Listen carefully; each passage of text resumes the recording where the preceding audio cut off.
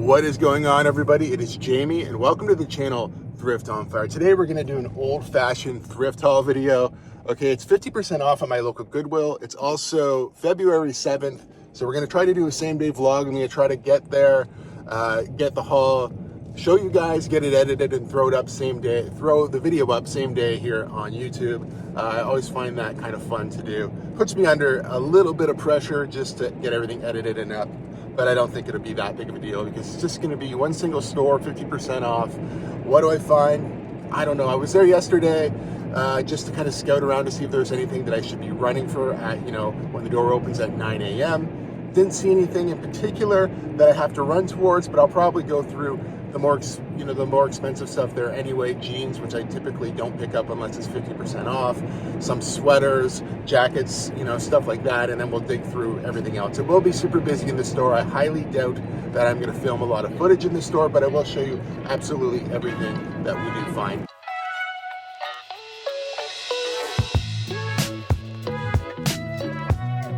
A few hours later. So yeah, I didn't film it all in the store. It got a little hectic, honestly. So I spent about $185.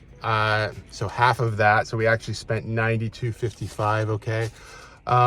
There's a lot of stuff back there. 2 bags. One bag is pretty much full of Funko Pops.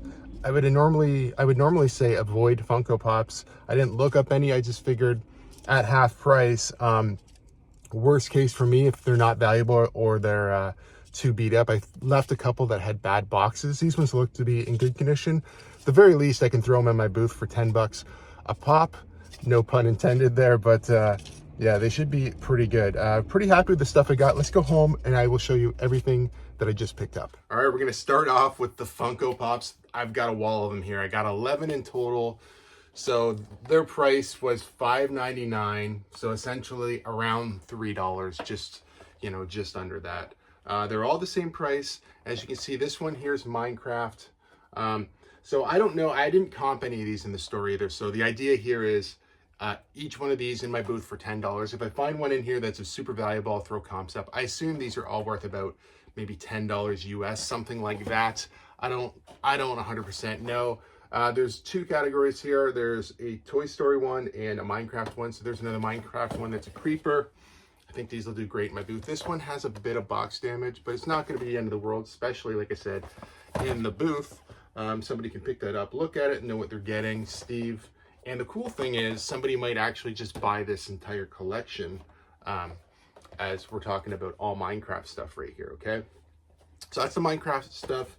Let me show you the Toy Story stuff. This stuff's going to be much harder for me to want to get rid of because I love Disney, and so does my wife. I'll have to hide it from her maybe. Slinky Dog, always a favorite. We have Jessie, so these are Toy Story 4, obviously. We have the alien from Toy Story, very cool. We've got the penguin guy, what's his name, Wheezy or something. We have Buzz Lightyear. As you can see here, still all the same price, $5.99, half price. So we paid about $3 a piece. And really, if I would get my money back if I could sell all these in my booth for 10 bucks a piece, which I'm pretty sure I can. I think I'm already in the profit. What's here? We've got 5, 6, 7, 8, 9, 10, 11. So if I sell them all for $10 a piece in my booth, that's $110. Even if we take commissions out, that's another 10 bucks out. There's 100 bucks. I'm still making a profit just on the Funko Pops. Moving on over to clothing. I only picked up 1 pair of shoes or boots. Okay. I don't really even know what these ones are. I didn't look them up. Skywalker, it says on the bottom. It says Gore-Tex right there. The brand is, I've never heard of it, but it's VASQUE. You can just tell they're leather. Anything Gore-Tex is going to be pretty good. I'm going to take some leather cleaner and try to clean up the toes. I'll try to find this exact pair and throw them up on the screen. Like I said, I felt confident based off of, Gore-Tex and quality just to pick them up for $4. There were no other shoes there that I really wanted to take a chance on. I picked up 3 of these, okay? So typically this t-shirt would not be this cheap. $4.79, so I'm paying $2.40 roughly. And it's actually like a stadium giveaway Donaldson shirt. So I have 1, too. I don't know what these are worth anymore. Even if they're only worth 20 bucks, or I throw them in my booth for 15, I think it's still a pretty good deal. They are official J's giveaways, okay? And they're all at t-shirt price. Now, polos is something I usually don't buy at my local Goodwill anymore, because you can see they're priced up at like almost $8, $7.79. But when half off day comes around, I'll pick them up because I like polos. I just don't want to pay typical price. See that brand right there? It's like, I don't know what it's called, Anor. I picked up dress shirts by this company. I've never seen a polo before. Picked it up because I know that brand is good. We have another stadium giveaway right here, okay? This is a cricket shirt. I didn't look at that one up either, but I'm guessing it's probably 20 bucks or better. So at half price, these are all worth it. Same thing, I would always pick up these golf polos before when they were cheaper. Now they're too much money, but on a half off day, I will pick them up and they do pretty good. I haven't comped any of these. I just know, you know, Nike golf polos, pretty good, especially dry fit ones like that. And we got another dry fit one right here. So pretty decent pickup, sort of bread and butter stuff, but stuff I haven't picked up that much recently. This one's got the Nike polo thing on it. I just don't pick them up so much anymore because they're overpriced in Goodwill. Okay, I only grabbed a couple of sweaters here. I don't know if this is men's or women's. It was with the women's Saskatoon Rush. It's on a New Balance tag, size medium. I'll have to figure out if I think it's men's or women's. It's got little sparkles. These little sparkles are trying to get all over the place. Ugh. Get that thing away from me. I do think that'll be pretty good. And it was half off of as I throw it away. That one was almost $9. Still, you know, like I typically would not even look at that just because, same thing, $8.79. Just a Vans hoodie or a crew neck. I would pick this up at, let's say, like the Goodwill bins because it's much cheaper. And I know I could probably easily get 20, 25 bucks out of it. But, you know, unless it's half off day, I don't typically look at that stuff at Goodwill. I thought maybe jeans was going to be where it was at for me today. I only picked up 2 pairs. This is a pair of Levi's 510s, or 512s, I should say. These are the premium ones. I don't know what they're worth exactly, but I paid about, let's say, $5 for them roughly. And then the other pair are these corduroy Columbia. Not typically something I would pick up. I might try these on. They might fit me anyway. So I might keep these. I like corduroy, but corduroy typically does well. I don't know about Columbia corduroy, but, you know, being at the price it was, I picked it up.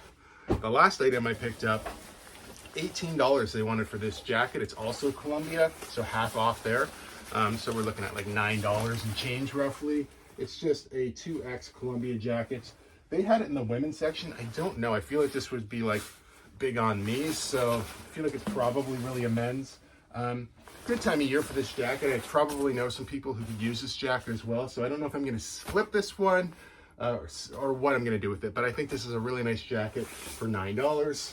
So it is a little bit later the same day. I have edited the video up to the point where you've seen, so now I know how much some of this stuff was worth.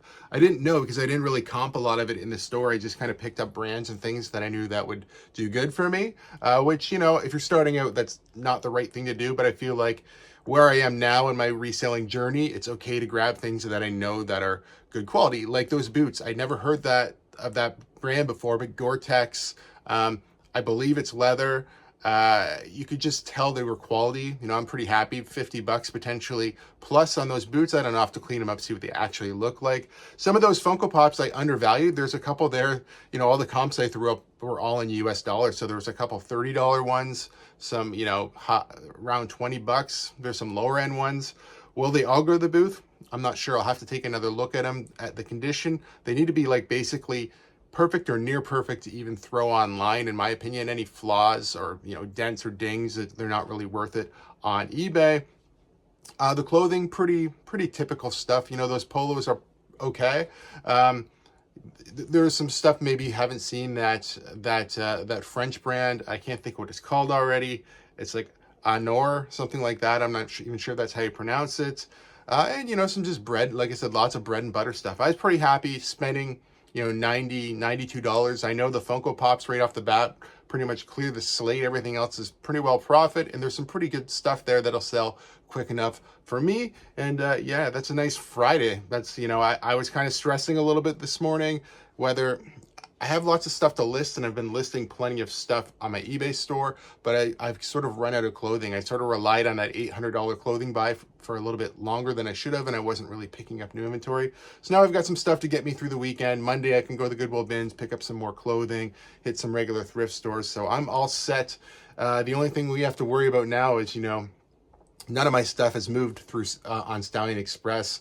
My US stuff, sorry, my Canadian stuff is fine. All my US stuff has been just stuck at the border since I think February 3rd or 4th, something like that. There's a bunch of, it has to do with, I know there's no tariffs in Canada, but it has to do with, it has to do with China and anything that's made in China, new or used, it's going to be slowed down at the border, and there are going to be tariffs put on anything made in China going into the US. Whether it's new or used, by the sounds of it, so that's a new problem I'm dealing with Stallion Express, and it's holding up everything. They actually sent another email out this morning. I think they're only accepting people from Ontario to ship into the US right now until they can clear the backlog. So it's not just me, it's a whole bunch of people having this issue with Stallion Express. It definitely makes me a little bit nervous, but there's nothing I can do. I'm going to continue to ship with them for now until, I have a real reason not to. And a real good reason not to might be all this stuff.